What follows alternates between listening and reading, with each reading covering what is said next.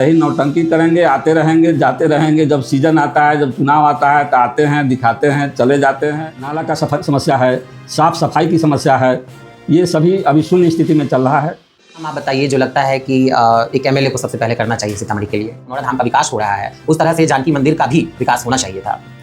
बिहार विधानसभा चुनाव में अब कम ही वक्त बचा है, इसको लेकर के तमाम राजनीतिक दलों में हलचल तेज हो गई है। मेरे साथ सीतामढ़ी विधानसभा क्षेत्र के प्रबल दावेदार शिवनाथ प्रसाद हैं, जो भाजपा के टिकट पर चुनाव लड़ना चाहते हैं। ये मेरे स्टूडियो में मौजूद है। इनसे हम सीतामढ़ी के राजनीतिक, आर्थिक और विकास की बात करेंगे। आप कई दिनों से फील्ड में घूम रहे हैं, लगातार लोगों से जनसंपर्क कर रहे हैं। सीतामढ़ी जो शहर की समस्या है, क्या लगता है कि क्या प्रमुख यहाँ की जनता की समस्याएं हैं और उसको कैसे दूर किया जा सकता है?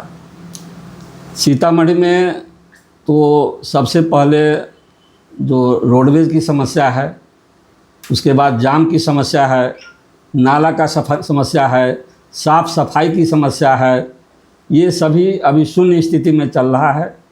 जनप्रतिनिधि जो है वो उपलब्ध नहीं है।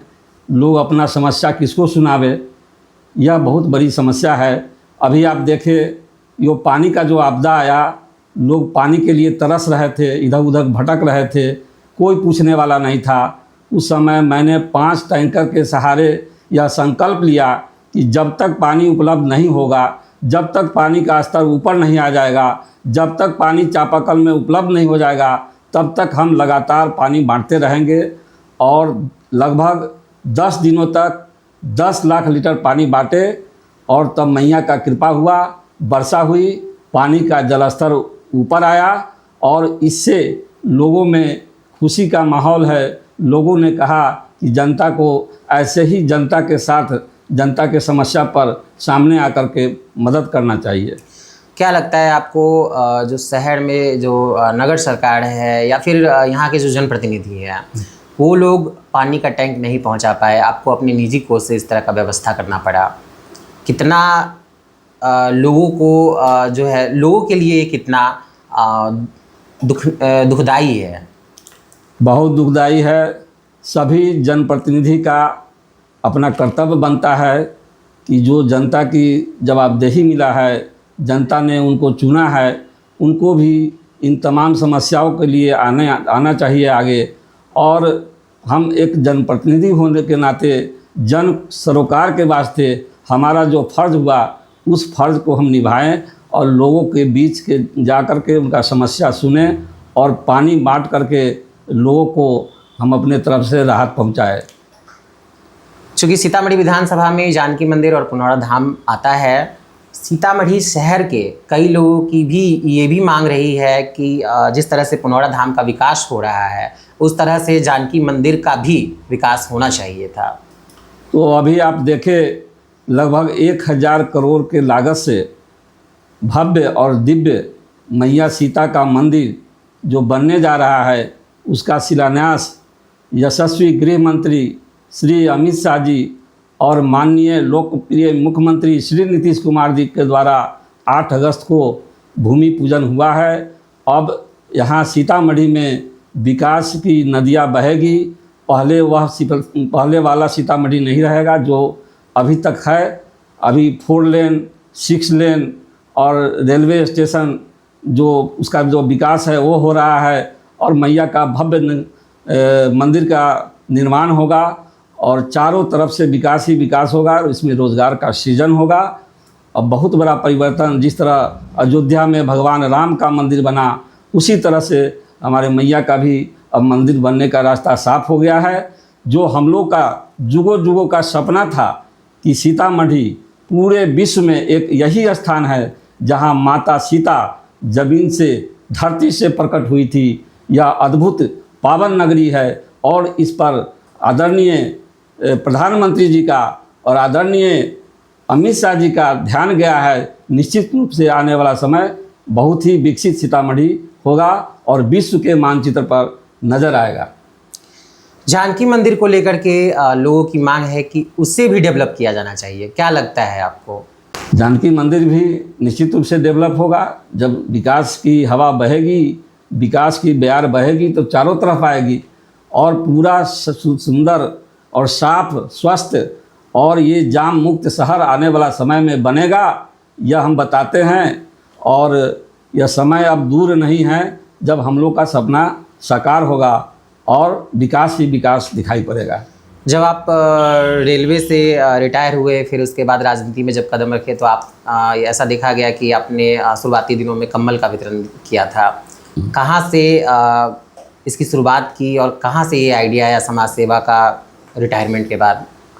35 सालों से मैं सेवा करते आया हूँ और मेरा सौभाग्य है कि अंतिम 20 सालों से मैं अपने गृह जिला सीतामढ़ी में उसके आसपास में लगातार काम किया हूँ।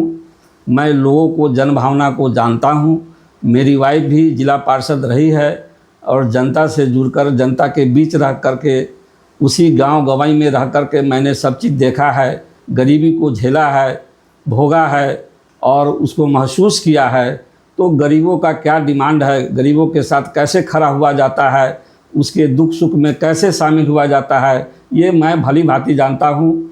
और जब मैं अपने परिवार से, अपने रोज़गार से, अपने काम से संतुष्ट हो करके जब फ्री हुआ तो मेरा कोई एम्बिशन नहीं है, मेरा एक ही मिशन है कि राष्ट्र को कैसे मजबूत किया जाए और आदरणीय प्रधानमंत्री जी का जो सपना है सशक्त भारत, आत्मनिर्भर भारत और अखंड भारत, उस सपना को साकार करने चले हैं। और मैं आज भाजपा का कार्यकर्ता हूँ। कार्यकर्ता होने के नाते मैं लोगों के बीच जाता हूँ और जो सरकार की जो विकासात्मक योजना है उस योजना को बताता हूँ और उनके दुख सुख में मैं लगातार शामिल हो रहा हूँ। जनता के बीच आपने घूमा है, सभी लोगों की समस्याओं को सुना है। वो 3 काम आप बताइए जो लगता है कि एक एमएलए को सबसे पहले करना चाहिए सीतामढ़ी के लिए। सबसे पहले तो एमएलए को जनता के लिए उपलब्ध होना चाहिए, उनको दुख सुख को सुनना चाहिए और उनके समस्या को सुन करके समाधान करना चाहिए। जब जनप्रतिनिधि उपलब्ध नहीं होगा तो जनता किसको समस्या सुनाएगी।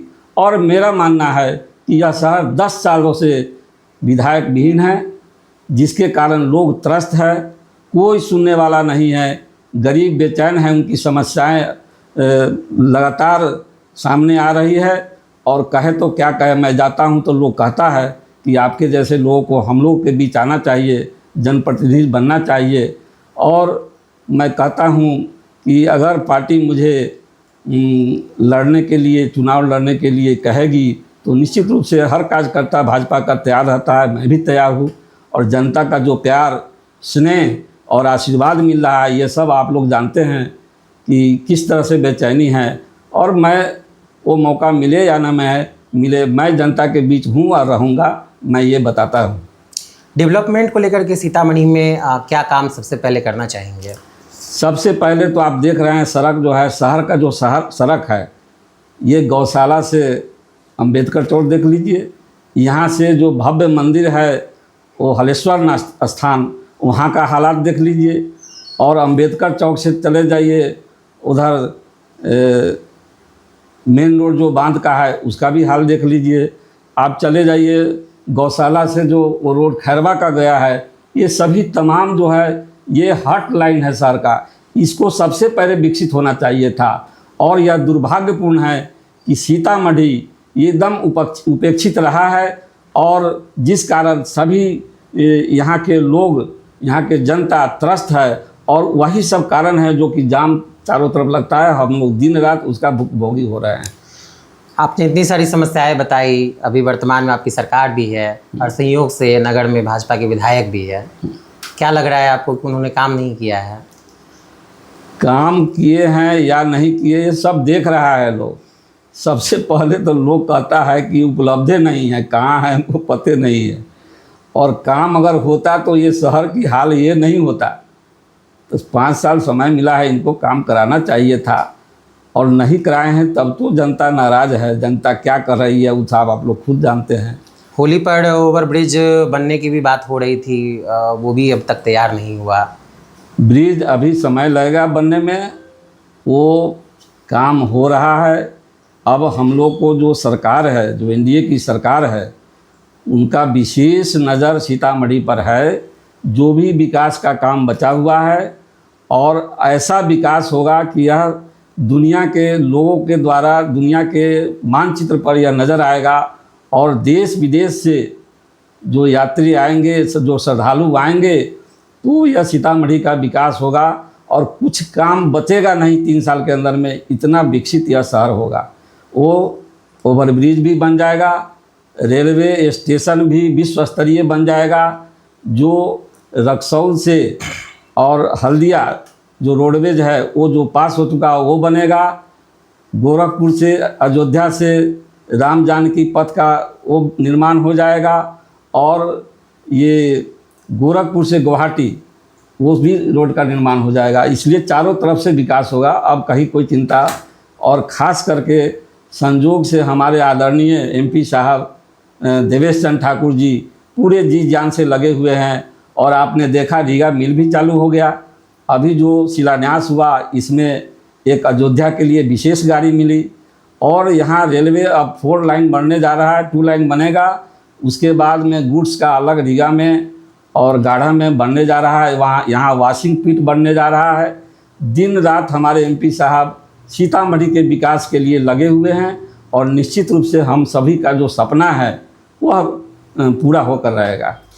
एक अंतिम सवाल ये है कि राहुल गांधी, तेजस्वी यादव और भी कई विपक्ष के जो नेता है वो सीतामढ़ी में आ रहे हैं। क्या लगता है कि इससे सीतामढ़ी और जो आसपास की जो सीटें हैं उस पर कितना असर पड़ेगा? कोई प्रभाव नहीं पड़ेगा। ये सब ऐसे ही नौटंकी करेंगे, आते रहेंगे, जाते रहेंगे। जब सीजन आता है, जब चुनाव आता है तो आते हैं, दिखाते हैं, चले जाते हैं। हम लोग को भाजपा का दिन रात जो काम है, जो मिशन है, अभी आदरणीय मोदी जी के नेतृत्व में आप देखें पूरा देश सुरक्षित है और चारों तरफ विकास ही विकास। जब से सरकार 14 से बनी है आप देख लीजिए, पहले विकास के लिए क्या राशि मिलता था, अब क्या मिल रहा है, पूरा फर्क साफ दिखाई पड़ता है। और जन सरोकार से भी जो समस्याएं थी, अभी आप देखें कि वृद्धा पेंशन, महिला पेंशन और दिव्यांग पेंशन जो 400 मिलता था वे आदरणीय मुख्यमंत्री जी उसको 1100 कर दिए। और जो ये सारे लोगों का मानदेय जो है डबल बढ़ाया गया है और ये जो है 125 यूनिट बिजली फ्री किया गया है। ये सब तरफ चारों तरफ काम हो रहा है, एकदम माहौल अच्छा है। पुनः यहाँ एनडीए की सरकार बनेगी और सीतामढ़ी में हम लोग 8 का 8 विधानसभा हम लोग जीतेंगे। तो ये है भाजपा के नेता शिवनाथ प्रसाद जो अपनी बातों को रख रहे थे। आप देख रहे हैं सीतामढ़ी लाइव। धन्यवाद।